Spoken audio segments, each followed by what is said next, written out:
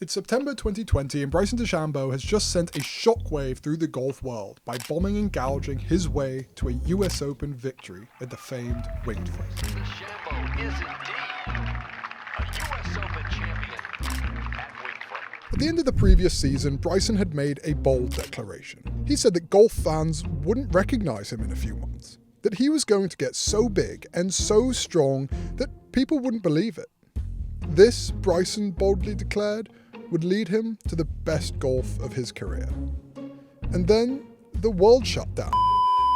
Breaking news, stay at home. That is the order tonight. I think the world changed starting on Wednesday night. Augusta National has postponed the Masters.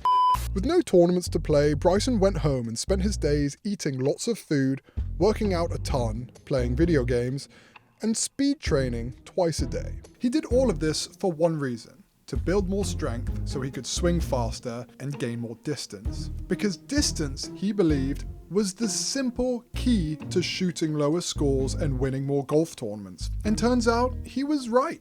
The bomb and gouge era had officially taken over once and for all.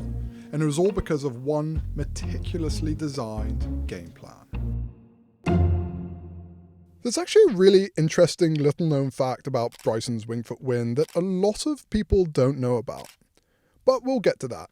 First, it's time to understand why Bryson decided to bulk up and to change his strategy to go from accuracy robot machine to blunt force caveman golfer. Distance. It's everywhere, all the time, all at once. Why is distance so important? It was never seen as a kind of catch-all solution to everything like it is now. In the past, distance was important, yes, people said, but so was hitting fairways, and chipping, and putting, drive for show and putt for dough, and all of that. And then one day, this guy came along, an economics professor from Columbia called Mark Brody. This guy is one of the smartest men in golf today, and we talked about his short-sighted formula in our previous game plan video right here, so check it out when you're done with this video. Brody discarded the crude old stats of the past, things like total driving and fairways hit, and he developed a slate of advanced analytics just for golf. And then he began telling the world what they were revealing: that putting is overrated, that distance is king, and that the best strategy is one that is very, very aggressive off the tee. Bombs away, because the math, it's on your side, for pros and amateurs alike. To understand why this is true, just imagine for a second two golfers. First, there's golfer A, who ranks in the top third on tour in accuracy and the bottom third in distance. And then there's golfer B. He's the opposite. He ranks in the bottom third on tour in accuracy, but the top third in distance. Let's say they both play the same hole 10 times. Let's call it a 450-yard par 4. Golfer A will hit his ball into the fairway 6 times and then into the rough the other 4 times. From about 160 yards in the fairway, 4 of those 6 shots will finish on the green, to an average of about 26 feet. 2 of his 4 shots from the rough will find the green, for an average of about 29 feet. And of the 4 shots that miss the green, he'll get about 2 or maybe 3 of those up and down. Put it all together based on make rates and 3-putting rates and things, golfer A will play this hole somewhere between even and 1 over par. The longer hitting golfer B, on the other hand, will hit his ball into the fairway 5 times, and the rough 5 times. But from 20 yards closer, about 140 yards, he'll hit about 4 of those 5 shots onto the green, to an average of about 20 feet. Then he'll hit half of the shots from the rough onto the green too, to an average of about 26 feet. So even though the longer golfer is hitting 1 less fairway than the shorter golfer, he's hitting the same number of greens, and hitting it closer to the hole from both spots. All because of that 20-yard distance gain. Add it all up the same way, and golfer B is playing that hole between even and 1 under par. A small advantage, sure, but that adds up over time. This line shows the average driving distance on the PGA Tour over the last 30 years. A significant rise, reaching nearly 300 yards for the first time in 2022. Meanwhile, the opposite was happening in accuracy, dropping from 68% in 1994 to less than 58% in 2024. Hitting that 1 extra fairway just doesn't get you much compared to that 20 extra yards. In order to get the equivalent gain from more accuracy, golfer A would need to hit his ball about the same length, but hit closer to 80% of his fairways, which is just really, really hard to do. Side note on this, that's what made Calvin Pete's game just so incredibly cool. You can check out our video on Pete's amazing and underrated career right here.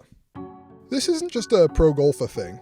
It's a principle that is even more true for amateur golfers like me and you. One recent analysis by golf stat tracking firm Arcos found that an average of 10 extra yards off the tee, regardless of accuracy, can automatically lead to 1 stroke less on your scoring average. Simply put, it's the easiest and fastest way to get better. That's because amateur golfers are more inconsistent, even from perfect lies. So all things equal, it's just better to be a little closer to the hole. This would be true even with older equipment. Golfers like Ben Hogan and Arnold Palmer and Jack Nicklaus and Greg Norman and Tiger Woods, they were the best players of their era, and just look at how hard they swung at the golf ball. They were doing this. We just didn't have any stats to realize it at the time. The only way this really stops working is when golfers start hitting lots and lots of foul balls because they're trying to swing harder. And by that we mean they're hitting it behind a tree or into a bunker so deep that they can't get out of it, or into a water hazard or out of bounds. Sometimes you'll actually see courses try to capitalize on this stuff. A place like TPC Sawgrass, or one of my favorite courses in the world, Harbour Town, will pinch in fairways with trees and OB, and they'll stick water and bunkers everywhere. It sort of forces players around these claustrophobic little corridors. On courses like that, longer hitters can just drop back and start hitting shorter clubs off the tee, while shorter hitters may be forced to roll the dice and hit more drivers. Think about Tiger at Royal Liverpool. Hit 2 drivers all week. If he didn't hit the ball as far, he wouldn't be able to do that. It's why you see golfers nowadays lifting heavy weights to bulk up, and intentionally trying to make faster backswings, and wider backswings, and ditching their backswing pauses, and lifting their left heel, and pulling more drivers on holes, and switching to longer driver shafts, and doing lots of speed training sessions. All of this is in the pursuit of getting longer, because it plays to the one ultimate truth in golf, that the closer you are to the hole, the more likely you are to hit your next shot into the hole. That's true at the pro level, and it's especially true at the amateur level. Which brings us back to Bryson DeChambeau's win at Winged Foot. Bryson had declared at the start what he was going to do. He was going to get big and strong, he was going to get wild, and he was going to win because of it. He launched his drives into or near the fairway and then nudged it towards the green and tried to make the putt. He did this all week, over and over and over again, and even since he's slimmed down in recent years, it's a strategy he still uses. Just look at the way he shot 58 on the Live Tour last year. It's close. It's incredible! Absolutely incredible! 58!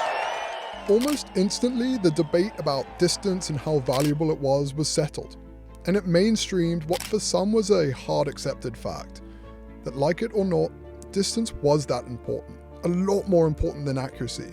The more of it, the better. Always and for everyone. And yet, golf is never quite that simple. Which brings us to that little known fact I promised about Bryson's win. While we were all distracted by his driver that week, Bryson finished inside the top 3 in strokes gained approach and strokes gained around the green. Then, on Sunday, he led the field in strokes gained putting. His driving strategy grabbed the headlines, but it was his other clubs that week that brought his win over the finish line. So yes, distance is king in golf. You, listening to this, you should work really hard to get more of it. Even a little bit would go a long way. But golf is just too wonderful and complicated and weird a game for that to be the only thing that matters. The Greenbrier has played host